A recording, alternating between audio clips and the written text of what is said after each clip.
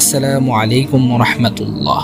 সম্মানিত দর্শক, হাজরে আসওয়াদ পাথর চুরির ঘটনার দ্বিতীয় পর্বে আপনাদের সবাইকে স্বাগতম।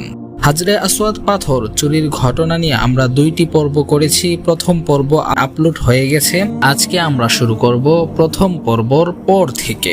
সম্মানিত দর্শক, এই হাজরে আসওয়াদ চুরির ঘটনার মধ্যে আমরা আলোচনা করেছি আবু তাহের কেরামতিকে নিয়ে, যে এই পাথর চুরি করতে এসেছিল এবং হারাম শরীফের ভিতরে কাবা শরীফের আঙ্গিনায় সে মানুষ হত্যা করেছিল এবং পৈশাচিক আচরণ চালিয়েছিল। এই বিষয়ে আমরা আলোচনা করেছি প্রথম পর্বে।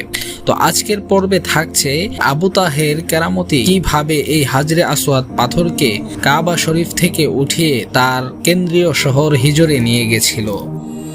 يا نفس إن لم تظفري لا تجزعي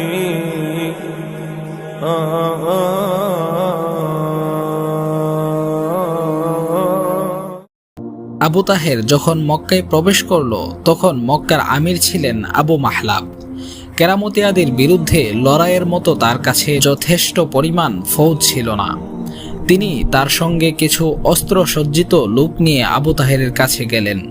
বললেন, আবু তাহের, হাজিদের হত্যা বন্ধ করো, আল্লাহর আযাবকে ভয় করো, না হয় এই দুনিয়াতেই এর শাস্তি তুমি পাবে।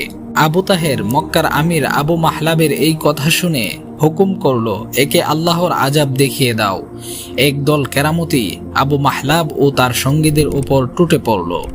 আবু মাহলাবের লোকেরা পা জমিয়ে লড়ে গেলেও সংখ্যায় ওদের তুলনায় একেবারে হাতে গোনা হওয়ায় সবাই শহীদ হয়ে গেল অল্প সময়ের মধ্যেই।